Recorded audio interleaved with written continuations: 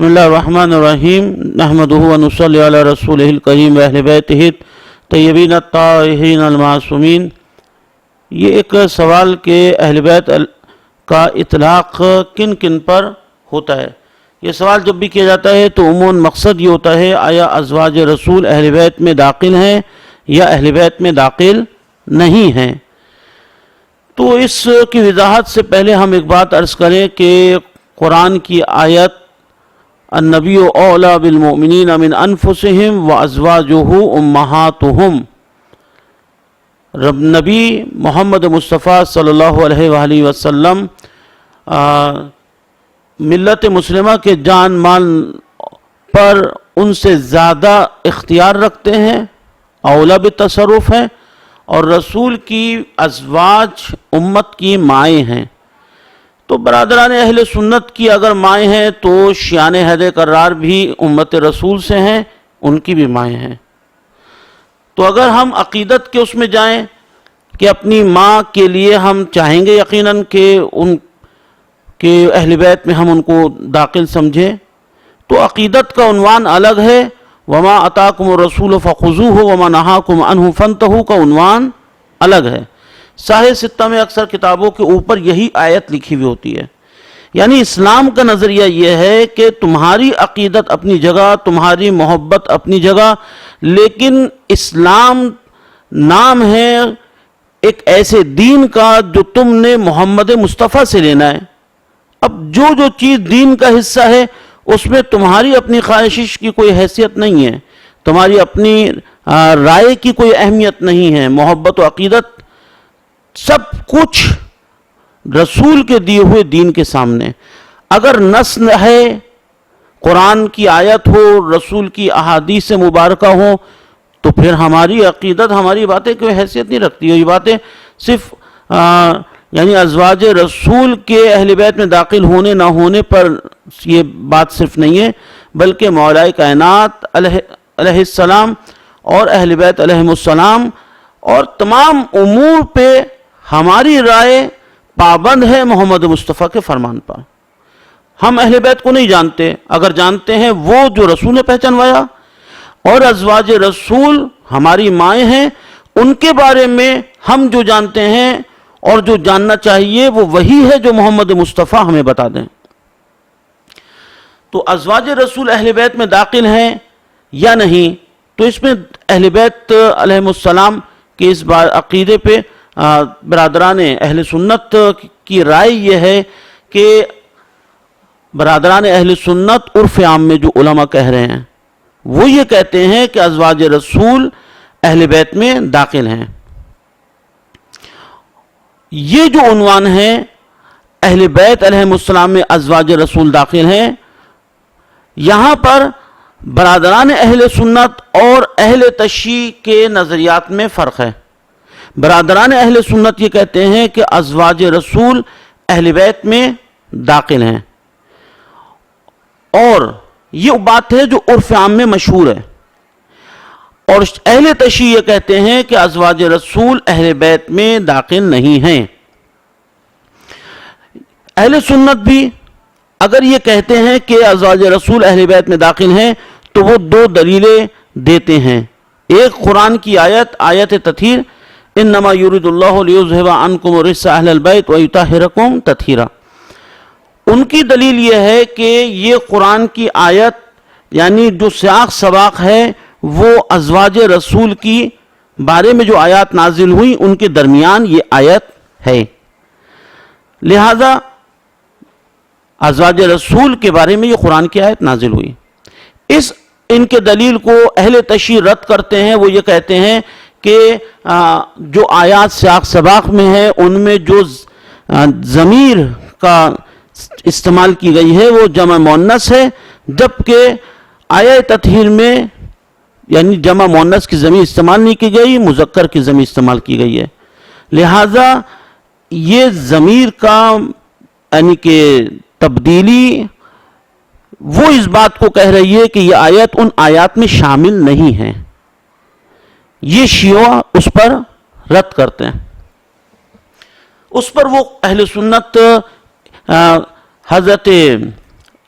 حضرت موسیٰ کا واقعے میں جو قرآن کی آیت ہے اور کچھ آیات لے کر آتے ہیں، وہ کہتے ہیں کہ ازواج نبی کے لیے، رسول کی نبی کی زوجہ کے لیے ضمیر مخاطب بھی استعمال کی گئی ہے۔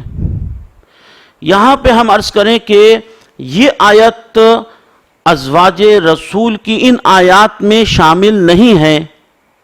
اس کے لیے جو دلیل دی گئی شیعوں کی طرف سے کہ وہاں مؤنث کا صیغہ ہے، یہاں ضمیر ہے، یہاں مذکر کی ضمیر ہے، یہ اپنی جگہ۔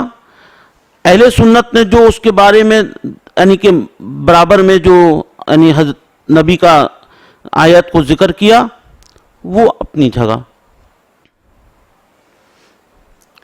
یہاں پر ہم یہ عرض کریں گے کہ یہ آیت ان آیات میں شامل نہیں ہے، اور اس کے لیے بی بی عائشہ رضی اللہ عنہا وہ فرماتی ہیں کہ مباہلہ کی آیت جو ہے اس کے ساتھ یہ آیت، یہ انما یرید اللہ اور حدیث کسا کا واقعہ یہ اس 10 ہجری کا ہے، جبکہ یہ آیت جو ہے 10 ہجری کے حساب سے اپنی ترتیب پر نہیں ہے۔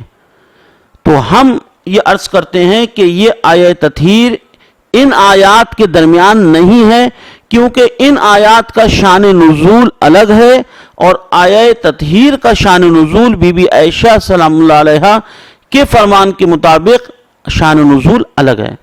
لہذا یہ آیت انما یرید اللہ یہ ازواج رسول کی آیات کے درمیان جو رکھی گئی ہے، یہ الگ ترتیب نہیں ہے۔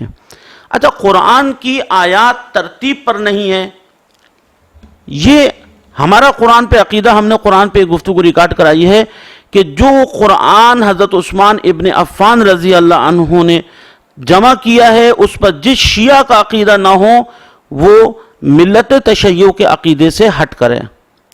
ہمارا اسی قرآن پر ایمان ہے، اور ہمارا عقیدہ یہ ہے کہ ایک واو کی نہ کمی ہے نہ زیادتی ہے۔ ہاں، قرآن کی آیات اور ان کی صورتیں ترتیب پر نہیں ہیں۔ اس وقت جیسے حالات تھے، یہ بھی بڑی خدمت تھی کہ قرآن کو جمع کر لیا، اس وقت جیسے حالات تھے، جیسی آیات ملتی گئیں ان کو وہاں جمع کرتے گئے۔ اب اس پر ہم صرف 2 شاہد دے دیں، اور اس کے علاوہ بھی اگر کسی برادر کو ضرورت ہوگی تو ہم مزید شاہد بیان کر دیں گے۔ دیکھیں، یہ ہے سورہ بقرہ کی 234 آیت۔ اس میں جو عدت کا وقت دیا ہے 4 مہینے 10 دن ہے۔ 234 سورہ بقرہ عدت کی کیا ہے؟ 4 مہینے 10 دن۔ اب 240 پر سورہ بقرہ عدت کا جو دے رہے ہیں وہ کیا دے رہے ہیں؟ پورا سال۔ اب آپ کیا سمجھیں گے؟ 234 میں 4 مہینے 10 دن اور 240 میں سال، تو آپ یہ سوچیں گے کہ پہلے جو آیت آئی وہ منسوخ ہو گئی تھی، اور جو بعد میں آیت ہے وہ ناسخ ہے۔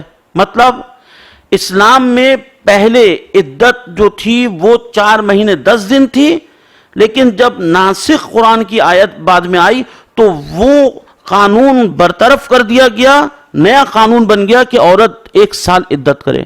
کیا ایسا ہے؟ ایسا نہیں ہے، اس کا الٹ ہے۔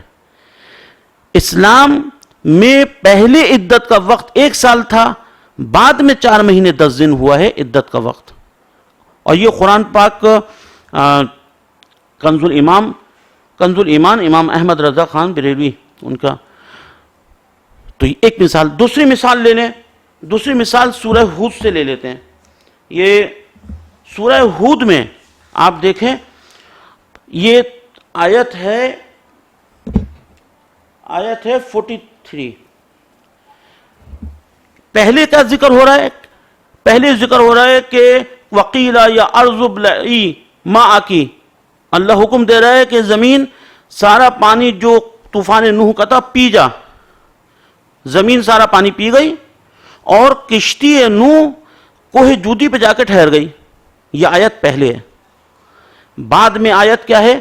بعد میں آیت یہ ہے کہ حضرت نوح کہہ رہے ہیں نادا نوح ربہ فقال رب ان ابنی من اہلی، یہ میرا بیٹا ہے, ڈوب رہا ہے, اسے بچا لے. جب کشتی کوہ جودی پہ ٹھہر چکی ہے, پانی ختم ہو چکا ہے, تو حضرت نوح کا بیٹا کہاں ڈوب رہا تھا؟ تو یہاں اب دیکھیں یہ ترتیب تو یعنی کہ بہت واضح ہے, یعنی بالکل آمنے سامنے, ایک آیت کے فوراً بعد دوسری آیت ہے. ہونا ہی کیا چاہیے تھا؟ ہونا ہی چاہیے تھا کہ پہلے حضرت نوح کی یہ آیت کہ حضرت نوح کا بیٹا ڈوب رہا ہے, اور اللہ کو حضرت نوح نے کہا کہ معبود یہ میرا بیٹا ہے میرے اہل میں سے, اور پھر یہ ذکر ہوتا کہ اللہ نے کہا کہ نہیں تیرے اہل میں سے نہیں ہے. ڈوبنے کا ذکر پہلے, بعد میں اللہ حکم دے رہا ہے کہ طوفان نوح تھم جا, پانی زمین پی جا. یہاں ترتیب نہیں ہے. اچھا پھر ہم یہ آپ کو تفصیل گفتگو نہیں کر سکتے, حوالے آپ کے نظر آ جائیں گے کہ مکی سورے اور مدنی سورے اپنی ترتیب پہ نہیں ہیں. یہ بات اتنا واضح ہے.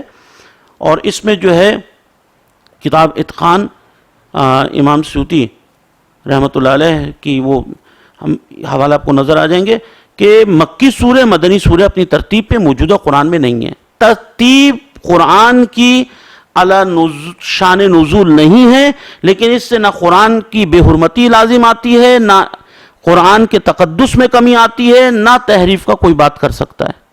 قرآن میں ایک واو کی نہ کمی ہے نہ زیادتی. تحریف قرآن پہ ہم ایک گفتگو ریکارڈ کرا چکے ہیں.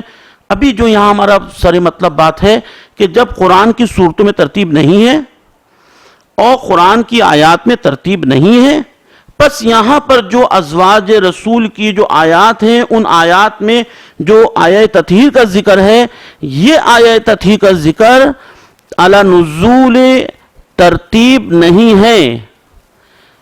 یہ آیت ان آیات کے درمیان نہیں تھی, اور اس پر شاہد بی بی عائشہ رضی اللہ عنہا کا فرمان کہ یہ آیت مباہلہ کے ساتھ ہوئی, اور اس کی تشریح آپ کو نظر آ جائے گی. بس ہمارا مدعا یہ ہے کہ آپ اس آیت کو, آیت تطہیر کو ازواج رسول کی ان آیات کے درمیان رکھ کر یہ نہیں کہہ سکتے کہ ازواج رسول حقیقی اہل بیت علیہم السلام میں داخل ہیں. اب حقیقی اور اس کو عرض کر دیں, اس کا عرض یہ ہے کہ اہل بیت علیہم السلام بیوی گھر والی ہوتی ہے. عرف عام میں ازواج رسول کو گھر والی کہہ سکتے ہیں عرف عام میں, اور عقیدت میں ہم کہہ سکتے ہیں, لیکن حقیقی اہل بیت وہ ہیں کہ جن پر صدقہ حرام ہے. ان میں ان اہل بیت, حقیقی اہل بیت میں, کیونکہ ازواج رسول پہ صدقہ حرام نہیں تھا اور اس لحاظ سے اس میں داخل نہیں ہے. یہ ہمارے جملے نہیں ہیں, یہ امام بخاری رحمۃ اللہ علیہ, امام مسلم, موطا ابن مالک اور مشکات اور تمام کتابوں میں یہ واضح ہے.